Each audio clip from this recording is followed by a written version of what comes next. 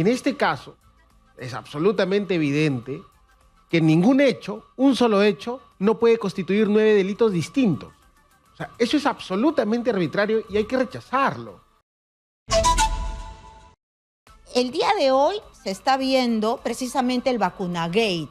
Se está viendo el tema de su antejuicio, y él ha renunciado al antejuicio y por eso ha dicho que para qué se va a presentar si él ya renunció. Pero también esta semana se ha visto precisamente la tercera inhabilitación que también ya está lista para verse en el Pleno, que es por el cierre del Congreso. Ya está a puertas de la votación. Estos dos temas están pendientes y lo ve precisamente el doctor Edwin Sitcha. Bienvenido, doctor Sitcha, a Exitosa. Buenas noches, Karina. Muchas gracias por la oportunidad. Totalmente. En este momento se ha detenido un momento, es un cuarto intermedio que se ha pedido en el Congreso de la República para ver el tema del Vacunagate.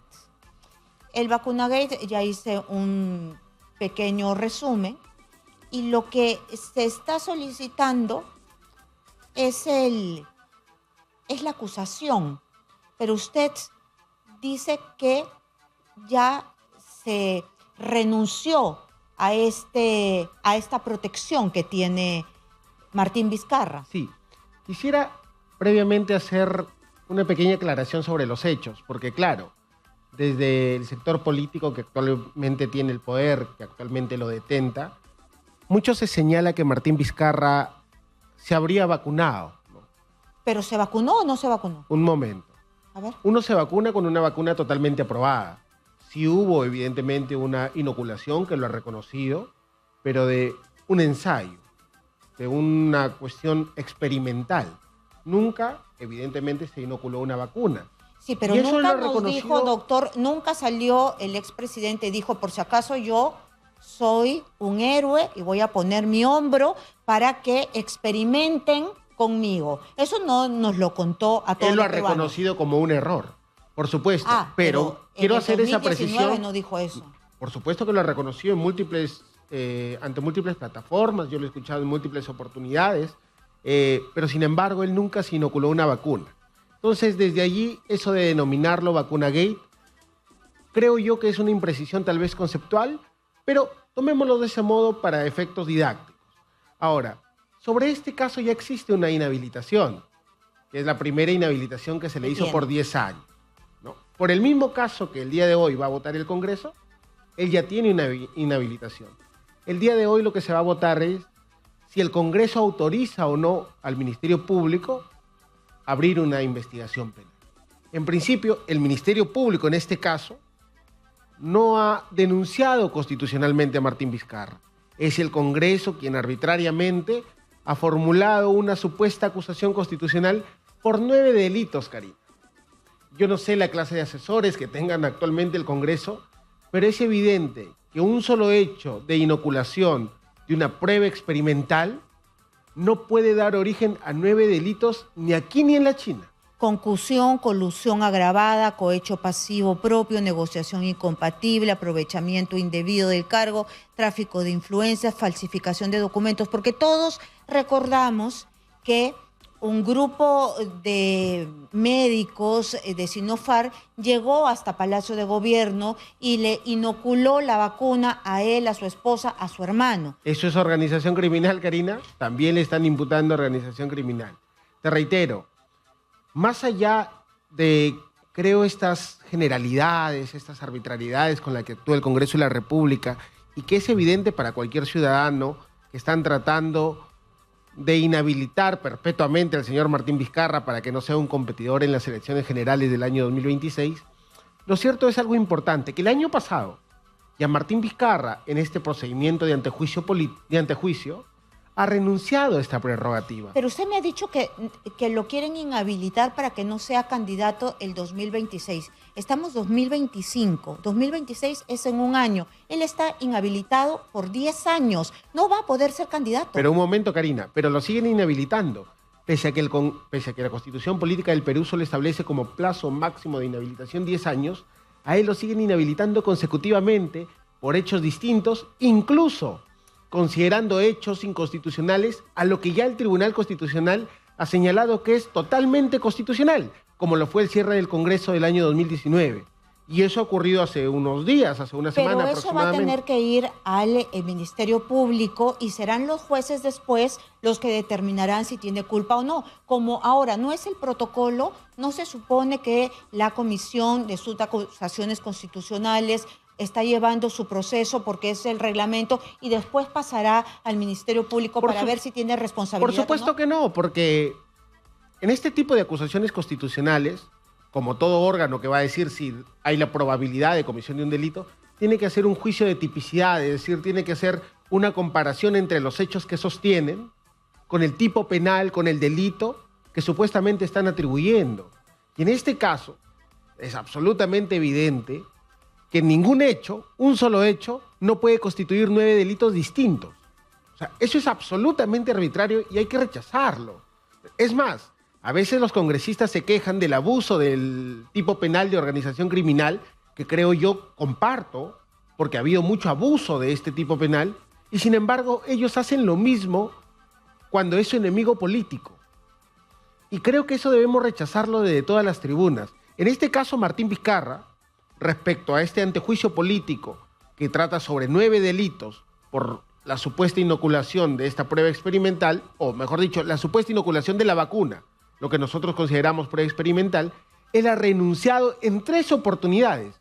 Y el Tribunal Constitucional ha tenido pronunciamientos constantes de que la renuncia expresa a la prerrogativa del antejuicio da lugar a la remisión automática de todos los actuados por parte del Congreso hacia el Ministerio Público para que éste pueda investigar, ¿no?, con todas las garantías de ley, con todas las garantías de un debido proceso a la persona que se le impute la comisión de estos delitos.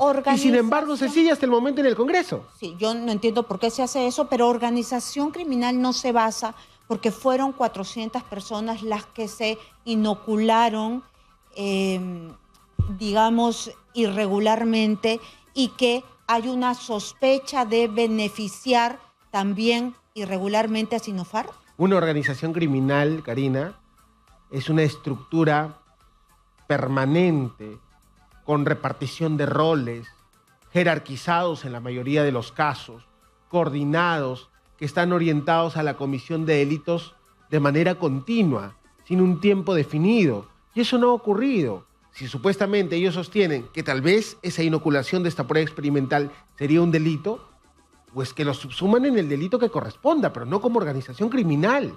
Y 9 delitos. Entonces, para Martín Vizcarra, evidentemente, dado que no va a encontrar un juicio imparcial en el Congreso de la República, protegiendo sus derechos fundamentales, renunció a la prerrogativa. Y que sea el Ministerio Público quien investigue conforme a ley, que el Poder Judicial determine las decisiones correspondientes conforme a ley, y así pueda él esclarecer todo lo que ha sucedido, evidentemente, en el año 2020, pero también todas las arbitrariedades que han ocurrido durante este procedimiento de acusación constitucional por antejuicio que está realizando el Congreso de la República. Acá no nos oponemos a la investigación.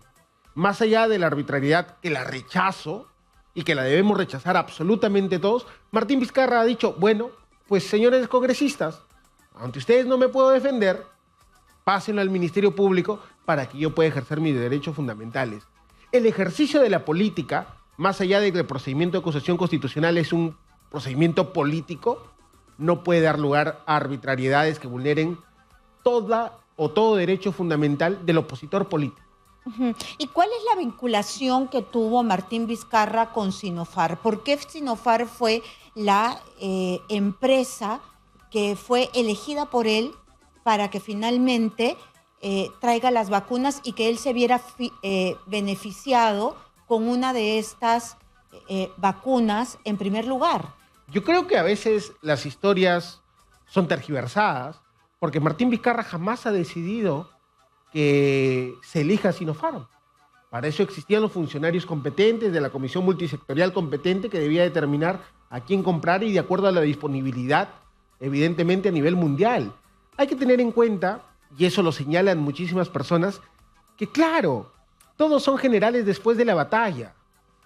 Absolutamente todos quieren decir cómo debieron ser las cosas frente a una situación de emergencia cuando ya pasó esa emergencia. Y nadie recuerda que los precios de las mascarillas, que los precios de estos materiales, ¿no? Claro, porque se compró más caro. Que los precios... Pero se tiene que investigar todo eso, porque finalmente él fue favorecido con una dosis que no era para todo el mundo. A ver, un momento, nosotros no estamos diciendo que no se investigue, que se investigue. Y por eso Martín Vizcarra, ¿no?, ha renunciado a la prerrogativa del antejuicio. Y que lo investigue el Ministerio Público. Y que determine la sanción si hubiese el Poder Judicial.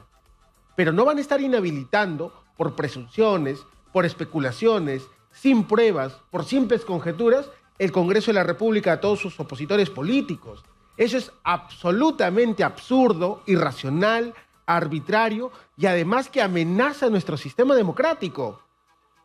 Y eso hay que rechazarlo. Reitero, yo no soy ningún anti de ningún partido político, pero sin embargo hay que rechazar, cualesquiera sea el partido político, cualesquiera sea el personaje político, las arbitrariedades que pueda realizar el Estado, porque es el Estado quien detenta el poder. Es el Estado, y en este caso la clase gobernante, quien tiene todas las armas para inhabilitar a sus opositores políticos. Y también tenemos que exigirle a Martín Vizcarra que no engañe. Si está inhabilitado, ¿por qué sigue haciendo campaña política? Pero yo creo que no está engañando. Él tiene todo el derecho de ejercer sus derechos políticos, ¿Es valga el la candidato redundancia. cuando está inhabilitado? Es que todavía no está siendo candidato. Él no está diciendo soy candidato. Él evidentemente está conformando una voluntad política en el ejercicio de sus derechos políticos. Pero usted me acaba de decir que lo inhabilitan porque tienen miedo que sea candidato el 2026. Y eso es lo que él repite cuando lo vemos haciendo campaña para el 2026. Debería ser franco y decirle con transparencia a la gente, yo estoy inhabilitado y yo no puedo ser candidato de nada para el 2026. Es que, permíteme disentir de lo que señalas, porque en principio existen dos acciones de amparo contra estas dos inhabilitaciones que el Congreso de la República en su momento determinó arbitrariamente. Claro, pero tengo dos acciones de amparo por si acaso, pero en este momento no puedo ser candidato porque no puede ser candidato. Pero creo que eso es de conocimiento público, pero más allá de ello, él tiene todo el derecho de ejercer sus derechos políticos, de desplazarse por todo el país, de conformar una voluntad política, de promover una voluntad política y de ser el caso. Debe saber. Pero la gente lo sabe, eso es absolutamente público. Hay personas que no saben, que se dejan llevar simplemente por lo que ven en ese instante. No lo sé, y yo te reitero, eso es algo público, el cuestionamiento mediante acciones de amparos es público y además se ha recurrido a la Comisión Interamericana de Derechos Humanos, porque ya la Corte Interamericana en este caso... ¿Cuánto duran esos procesos? Las medidas cautelares suelen ser rápidas, esperemos que pueda haber una respuesta pronta, pero más allá de esta situación hay que tener en cuenta que ya existe una posición afirmada por la Corte Interamericana, que ninguna persona puede ser inhabilitada de sus derechos políticos sin que medie sentencia judicial firme. Usted me habla del caso Petro. No solo del caso Petro, del caso López versus Venezuela, en el que también la Corte reafirmó esa posición, que ninguna decisión de carácter administrativo puede justamente suspender estos derechos políticos. Y las decisiones del Congreso de la República, más allá de que puedan tener connotaciones políticas, son decisiones enteramente administrativas.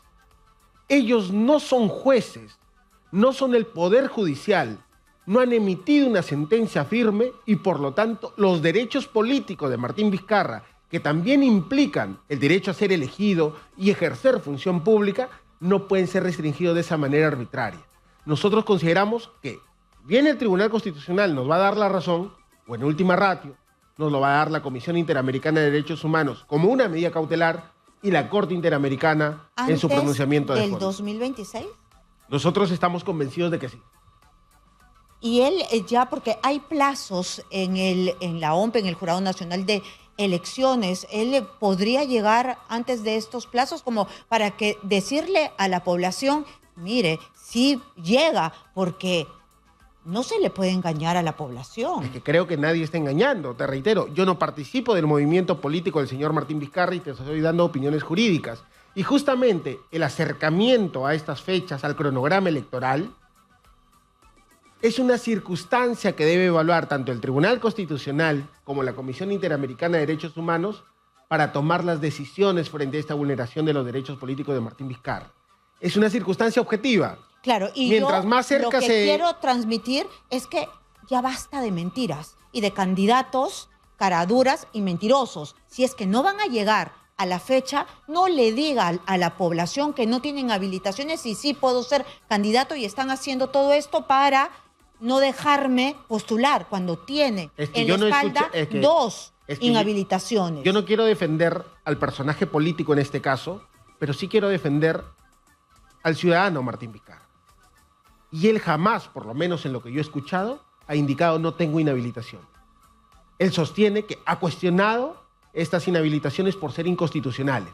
No veo ninguna mentira en ello. Máxime si ya los pronunciamientos de la Corte, que forman parte de nuestro ordenamiento nacional y forman parte justamente del ordenamiento jurídico, el cual tutela nuestros derechos fundamentales, ha señalado que ninguna institución pública de carácter administrativo puede suspender esos derechos. Nosotros seguimos con el doctor Sixia doctor es el abogado de Martín Vizcarra. Estábamos hablando precisamente de lo que pasa en el Congreso. Todavía no se ha retomado el tema de Martín Vizcarra sobre el vacunagate, que se ha quedado en un cuarto intermedio y que es para ver el antejuicio. Doctor, pasemos al otro tema, que es el tema del cierre del Congreso. ¿Cómo va este tema? Está en la supuesta tercera inhabilitación. Ha quedado para la votación. La comisión permanente aprobó el informe final y luego ya corresponderá la votación en el Pleno. Nosotros estamos seguros que van a tratar de inhabilitar al señor Martín Vizcarra. Tienen los votos para hacerlo. La verdad no nos sorprendería que sea así. Pero sin embargo, desde este momento quiero señalar que eso va a reflejar la inconstitucionalidad con la que viene actuando el Congreso de la República. Ya el Tribunal Constitucional en el año 2020 se pronunció sobre el cierre del Congreso. Que era constitucional. No solo dijo que era constitucional, sino también señaló sobre las prerrogativas del presidente de la República y del Consejo de Ministros para interponer la cuestión de confianza, que esta era tan amplia que incluso podía solicitar la suspensión de la elección de los miembros del Tribunal Constitucional. Así de claro ha sido esta sentencia del Tribunal Constitucional. Y sin embargo ahora, frente a una nueva sentencia que ha emitido el actual Tribunal Constitucional, que no la cuestionamos, porque es una sentencia además que se ha emitido luego de las modificatorias que hizo el Congreso después de este cierre del Congreso, ¿no? Entonces, evidentemente, frente a una nueva legislación, existen nuevas pautas dadas por el Tribunal Constitucional. Pero que no se pueden tomar Pero ahora, que no se pueden tomar retroactivamente, pero además, ni siquiera esta última sentencia del actual Tribunal Constitucional ha dejado sin efecto la anterior sentencia. Y por lo tanto, según el nuevo Código Procesal Constitucional, tiene efectos vinculantes para todos los poderes públicos. Y el Congreso, que tanto señala infracción constitucional, son los primeros que están infringiendo la Constitución. ¿Qué es lo que van a hacer ustedes si es que el Congreso, dado que hay un antecedente que es el TC, que todos los que manejamos información ya a estas alturas hemos leído esa sentencia, ¿qué es lo que van a hacer ustedes como primera medida si es que finalmente lo inhabilitan por el cierre del Congreso? Me da en cierta medida una preocupación, más allá de como abogado, como ciudadano, que todos los opositores políticos estén siendo inhabilitados, ¿no? Más allá de que yo, por ejemplo, no guardo ninguna simpatía política con el señor Salvador del Solar, me causa mucha preocupación que también haya sido incluido y que incluso ello se haya realizado después de haber transcurrido más de 5 años desde que cesó en el cargo y por lo tanto ya no correspondía. Ya prescribió. No es que había prescrito, sino que ya no correspondía generar una acusación constitucional a nivel congresal. ¿No se llama prescripción? No, por supuesto que no. Simplemente ya no correspondía aplicar este procedimiento de acusación constitucional porque simplemente ya había pasado el periodo establecido por la Constitución para que el Congreso tenga esta potestad. Y sin embargo, también se le ha incluido para su inhabilitación por 5 años. Y mire estas diferencias. Dicen, Salvador de Solar, 5 años porque fue presidente del Consejo de Ministros. Y Martín, como fue presidente, 10 años. Esa es la justificación en la diferencia de los tiempos. Qué arbitrario. Han desconocido la sentencia del Tribunal Constitucional. ¿Qué nos queda a nosotros? Evidentemente, iniciaremos nuevamente a nivel constitucional, desde primera instancia, interponiendo una acción de amparo. Procuraremos interponer medidas cautelares. Si no llegase a darse a nivel nacional, también lo vamos a acumular a nuestras pretensiones frente a los organismos internacionales. De acuerdo. Y usted también está viendo todos sus casos que tienen que ver con el Club de la Construcción. Yo soy su abogado penalista, ¿no? Y yo soy quien llevo y patrocino el caso que actualmente se está llevando a cabo en la fase de juicio oral relacionado al caso Obraín, o Lomas de Hilo, como muchos lo conocen, y Hospital de Moquegua. Y este caso está, según el fiscal Juárez, está contundente y listo para sentencia. Yo considero lo contrario, y siempre lo he señalado. Es una acusación fácticamente endeble y jurídicamente insostenible. ¿Por qué? Porque a Martín Vizcarra no tenía ninguna función en el proyecto especial regional Pasto Grande con relación al proyecto Lomas de Hilo. Pero ¿y la coima y los colaboradores eficaces? Los colaboradores eficaces son delincuentes que estuvieron prófugos, que intentaron corroborarse entre sí. Pero los colaboradores siempre son delincuentes. Pero no solo eso. Si una persona quiere ser colaborador, perfecto, realiza tu procedimiento de colaboración y corrobora con elementos objetivos adicionales. Ellos no, se han corroborado entre colaboradores eficaces. Y eso es absolutamente ilegal, porque además de que la jurisprudencia ha señalado que ello no puede suceder, ya en el Código Procesal Penal se ha reconocido esta prohibición de manera expresa, porque justamente los colaboradores eficaces estaban siendo usados o se estaban coordinando entre sí para obtener beneficios indebidos. Y eso es lo que sucedió en este caso. Más allá de la declaración de un colaborador eficaz en el caso Lomas de Hilo y de 4 colaboradores eficaces en el caso de Hospital de Moquegua, el fiscal no tiene absolutamente ningún elemento objetivo para intentar corroborar las versiones de estos delincuentes autoconfesos. Entonces, Martín Vizcarra, bueno, usted es su abogado defensor. Entonces, Martín Vizcarra es un pobre hombre que estuvo mal parado en todos los años de su vida y que le caen las acusaciones por gusto. Vacunagate, Obraínsa y todas las demás. Yo te puedo señalar de lo que leo en el expediente. Se señala que supuestamente Martín Vizcarra habría dado una información confidencial, por ejemplo en el caso Lomas de Hilo, a cambio de un beneficio indebido. La coima. Pero no existe ningún funcionario público, ni del gobierno regional, ni del proyecto especial regional Pasto Grande, ni de... Por supuesto que en ninguno se hace referencia a información confidencial. De acuerdo. No existe ningún chat que dé cuenta de la recepción de un beneficio indebido y menos aún de la entrega de información confidencial a cambio de algo. Muy bien. Hemos estado con Erwin Siccha, él es abogado de Martín Vizcarra. Muchísimas gracias por estar con nosotros. Gracias a ti, Karina.